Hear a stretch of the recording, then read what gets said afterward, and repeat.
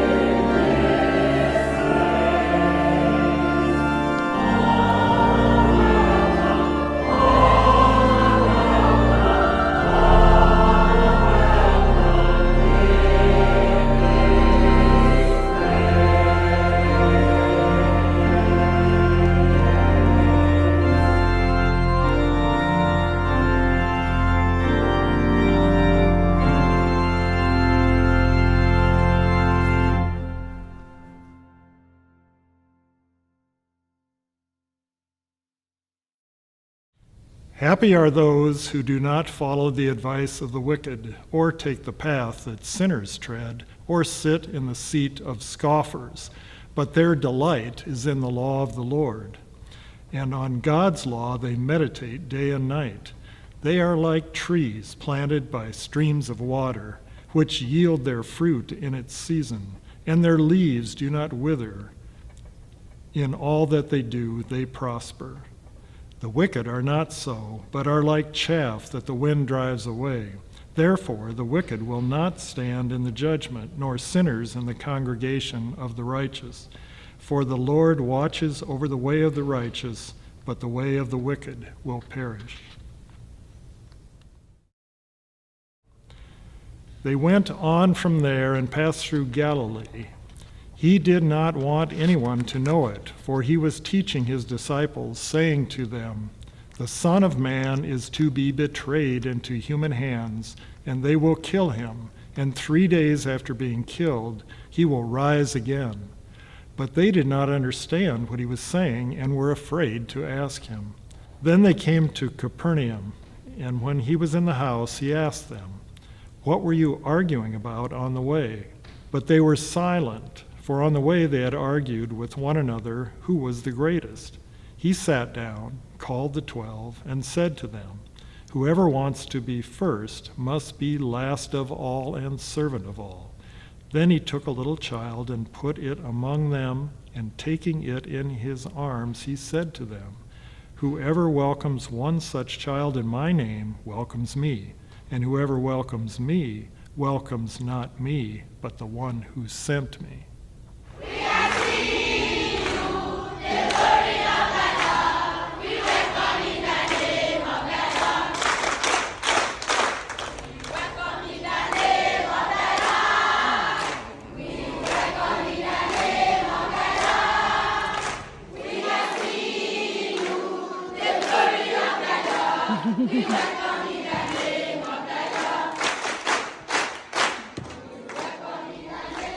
Hello, everybody. I'm Ann Carlson, and I am on the board of directors of OC Ministries, and in that role, I coordinate the ministry to Baiwalla in Sierra Leone.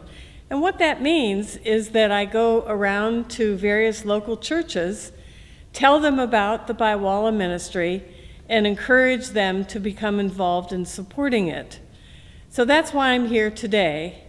But what I'd like to start with is telling you a little bit about how I got involved with Baiwalla ministry in the first place. Back in 2017, my adopted daughter, Patricia Shattuck, wanted very badly to go on a mission trip to Baiwalla in Sierra Leone, and she really wanted me to go with her. Now you have to understand that Patricia grew up mostly in Liberia, the neighboring country to Sierra Leone, and she really wanted to share with me that part of the world. So I went. I didn't know a thing about what Baiwalla was. I didn't know anything about Sierra Leone. I didn't know anything about Judith Gaima, the director of the program. But 8 of us from Hennepin Avenue United Methodist Church went there in December of 2017, and we were there to try to find out what kind of a project our church could get involved with Pastor Judith and Baiwalla. On that visit, we visited the schools in town, and I have to tell you, they were pitiful. The teachers were undertrained. They used a stick to rap kids over the knuckles if they misbehaved. The classes were 60 to one class I took a picture of was 120 kids. There were no materials, really just a piece of chalk and a blackboard. So what Pastor Judith did when she went to Baiwalla, back to Baiwalla, she started a school feeding program in the local elementary school, which had about 1,000 kids. When we went to see the school feeding program, we saw all these kids with kind of reddish hair And if you know anything about nutrition, the reddish hair means protein deficiency. But Pastor Judith fed the children in that school. At the same time, someone had given a whole lot of money to build a new secondary school in Baiwalla, which is named Richard Ormsby School. And at that particular time, the school was just one floor. It's 2 floors now. And we helped make bricks by hauling sand from the river and mixing it with cement and putting it in forms. But we asked Judith, "What do you need?" And she said, "I really need you to support kids to go to school." The parents in Baiwalla are mostly farmers, subsistence farmers at that, and they live on $2 a day, and you can do your math, that's $720 a year. So they have really no money for any extras whatsoever. So at Hennepin, we started a school sponsorship program and did that for 2 years. And what that means is that we ask individuals to pay the school fees for the children, and we hooked an individual at the church with a child. But as the school grew, that turned out not to be feasible. One of the things that is so incredible, though, about it is that one year we asked the children to write thank you notes to their sponsors. And some of the things that they said were things like, "I have 5 kids in my family. My parents could only afford to send 2, so the rest of them didn't get to go to school. Thank you so much for your sponsorship, because now I can go to school." Or another kid said something like, "Boy, I really like the lunches at school. Otherwise, I'd be really hungry and couldn't concentrate." Those letters were heartbreaking in a way.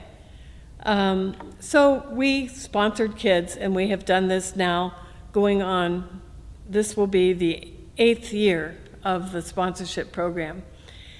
Meanwhile, though, the school opened in 2019, and it opened up with 120 kids. And those kids there were about 6 teachers at the time, and they were 7th and 8th graders. What happened, though, was at the end of the school year, half of the children did not pass the exam to be able to go on to the next year. And so half of them had to leave the school, and the other half remained. And Pastor Judith hired people to do intense training of the children so they could bring them up to speed. Meanwhile, though, back in Minnesota, when we were trying to grow this school, I went around to various churches and helped them figure out how they could support the school. So now the school has shifted from 120 kids to almost 500 kids. There are 12 grades, 1 through 12, and the first graduating class happened last spring. I say that very slowly because that is super significant. But one of the things that in the process of figuring out the development that Judith wanted to do was to make this a model school, a school that other schools could come and see. So we decided that we would have bachelor's level teachers in as much as possible. We would pay them a decent salary. We would give them the materials that they needed to teach. We would set up a library so that the children would have plenty of books to refer to and hopefully be able to take them home, a lending library. We were able to get solar power and thousands of books. But meanwhile, other churches got more involved in supporting the Baiwalla ministry. And your church has been significant supporters of the Baiwalla ministry. Last spring, Pat Decas-Becerra and Joanne Knutson and I and another person from Hennepin Church went to Baiwalla, and we did workshops on active learning, hands-on learning as we call it here in the U.S. Those teachers had not seen matching games, puzzles. They had not had people read to them out loud when they were kids. All these were new experiences. There is no other school that Pastor Judith knows of in the country that has a lending library. And your person, Joanne Knutson, helped them set up a lending library. Now, why is this important? This is important because it is changing the lives of those children, those families, and the entire community. In the Baiwalla ministry, there are 44 people who are employed by the Ormsby School. That means cooks, maintenance people, farm workers. The parents are so excited about their children going to this school that they clamor to get their children in. This is good news, and it's sort of hard news at the same time, because you can't take every child that wants to come in because it floods the school with too many people and they can't manage it. What I want to ask you, though, is that as Methodists, we are encouraged to do all the good you can, by all the means you can, in all the ways you can, in all the places that you can, at all the times you can, to all the people that you can, for long as ever you can. So I ask you, can you join me in sponsoring kids to go to school in Baiwalla? Your gift of $500, which is what it costs for everything, $500 per child, covers teachers' salaries, it covers materials, it covers uniforms, shoes, backpacks, it covers maintenance kinds of stuff, and it even covers the farm. We in the past 6 years, we would ask for specific things, like, can you pay for the home ec lab, which your church has done. You paid money to get the home ec lab set up. But now we're needing to go to a more unified kind of fundraising so that we don't get stuck. We got stuck last year. We had a lot of money in the farm budget, but we needed to upgrade the computer lab, but we couldn't use the money from the farm budget for the computer lab because it was designated. So we're trying to describe what's needed. But I challenge you, can you do some good by sponsoring a child or children to go to school in Baiwalla? It will transform their lives and will transform you too. I'm excited about doing this work. It keeps me energized in my dotage. Thank you.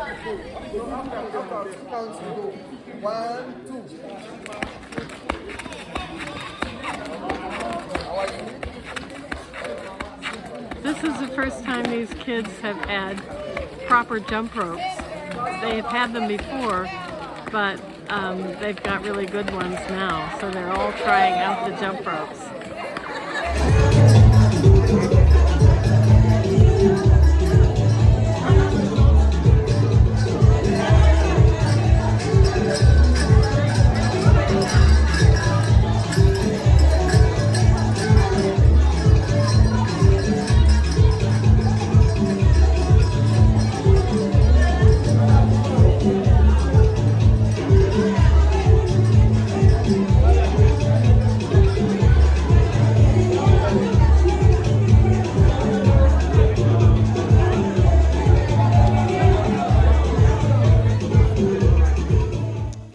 Welcome to our Good Samaritan online community here. Whenever you might be seeing us, we want to say a special word of welcome if you're joining through the local cable access station. My name is Max Richter. I'm the lead pastor here, and my pronouns are he and him, and we're delighted to welcome you to this time of worship. You've already heard a compelling message from Ann Carlson about the Baiwalla School in Sierra Leone, and I want to follow up with a little bit of meditation as we consider the scripture and the work that all of us are called to be a part of for caring for the children in our midst here in our own community and indeed around the world. So throughout the scriptures, one of the most prominent themes we hear about is caring for those who are living on the margins of society. In the Hebrew scriptures, we hear time and time again about caring for the widows, the orphans, and the poor. That's something that continues into the Gospels and Jesus' ministry, and of course is part and parcel to who we are as we live our faith as disciples today. In the case of caring for children, especially, this has been part of our United Methodist tradition from the very beginning, along with the importance of education for all people. As John Wesley gathered his students at Oxford University in the early days, as the Methodist movement was beginning to take shape, they would study the Bible together in small groups to figure out how it applied to daily life, especially as related to the social issues that he felt the church was not addressing at that time in history. Observers of these student groups sometimes turned up their noses at these students in their diligence, in their methodical ways, and called them the Bible moths. So that's been part of a nickname in our tradition from the very beginning too. But there was indeed a method where any Methodists comes from, which we later became known as, about, again, studying the scriptures with reason, respect to reason, tradition, personal experience, and of course all the faculties available as we look at the scriptures in fresh ways to respond to the needs of today. As you may recall, Wesley was a priest of the Church of England, and he again looked around the culture of his day and he saw how the church was neglecting very important social issues of the time. In particular, poverty and imprisonment, and how those things went hand in hand, and also the place of women in leadership, and how the church needed to be more responsive to lifting up the call of women. As Methodism came to the United States, beginning in Georgia, the circuit rider, our ancestors in faith who were coming to the preaching sites on horseback, whether that be in the fields or in the city or any number of places, as Methodism began to spread across the frontier of this nation, and the early pioneers of our faith were moving into communities of all different sizes, of rural and urban and later suburban areas. Our ancestors in faith would look at what the needs of the community were and figure out what the church's call was to address those needs. Here within our own Twin Cities area, you might know some of the history of how Methodist Hospital became the first place where both Christian and Jewish staff members would work together in what was historically a very anti-Semitic community right here in the Twin Cities. And it was Methodist Hospital that became the first place where people of the different faith traditions all would work together, responding to the social issues of our community. Churches like Epworth in the Longfellow neighborhood of South Minneapolis are a great example of how a group of lay women in particular looked out in their neighborhood and realized, you know what, we have a lot of kids within proximity of the church that don't know how to read. And so that's where Sunday school started up as a way to give the kids literacy skills. And that's been very common through many Methodist, later United Methodist congregations throughout our country and indeed throughout the world, where the Sunday schools were started up as a way to help kids and adults to read.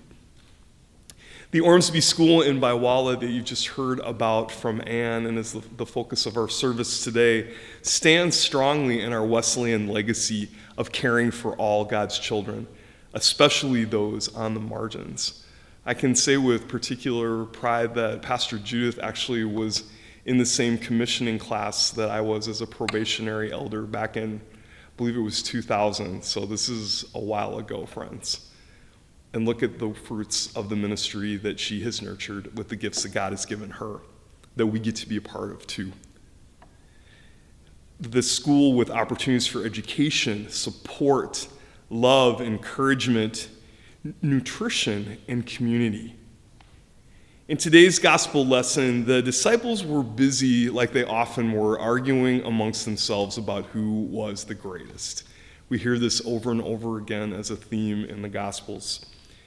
And in this case, and it happens in other places in the Gospels too, Jesus places a child in the midst of them and says, whoever wants to be greatest needs to be like this child instead.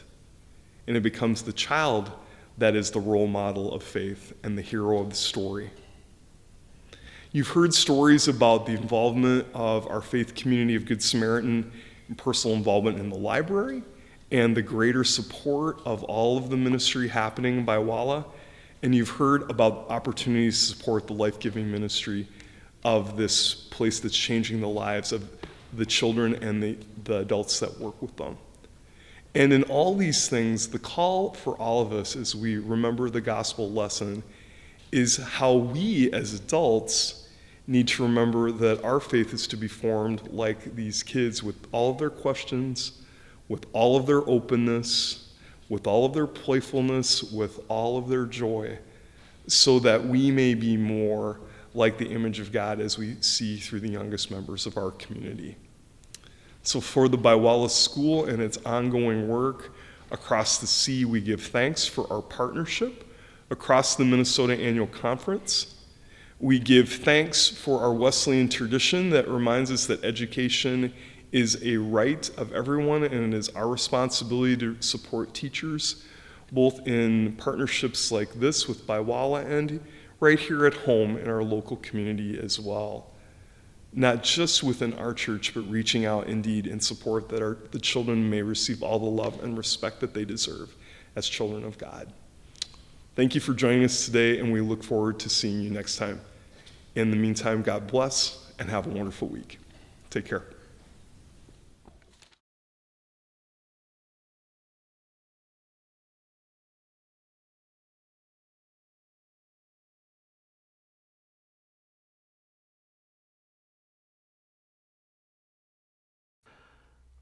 If you would like to support the Ormsby School in Baiwalla, Sierra Leone, there are a couple of ways you can do this. One is to go to our website, good.org, click on Give. Under My Donation, select GS Missions, and from the Subfund box, which will pop up next to it, select Baiwalla, Sierra Leone School. Or you can give directly to this ministry, ocministriesmn.org. That's ocministriesmn.org. For $350, you can pay the tuition and fees for one student for 1 year. For $150, you can feed one child for that entire academic year. So for a $500 donation, you can entirely support a student's time at the school. There are also ways you can reach out to directly help fund teachers. You can find out more at their website, again, which is ocministriesmn.org. If you are in a place to give, we very much appreciate your generosity.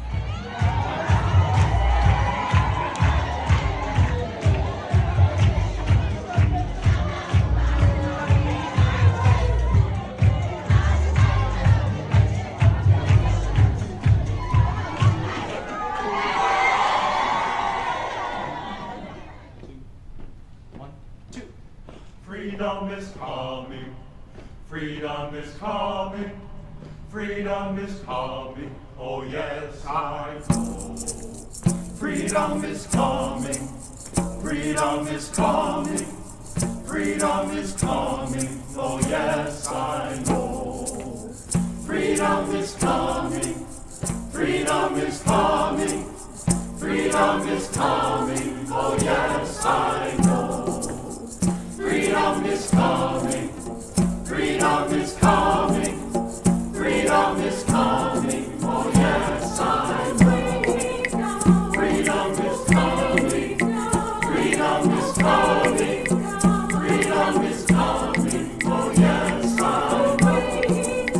Freedom is coming, freedom is coming, freedom is coming, oh yes I know.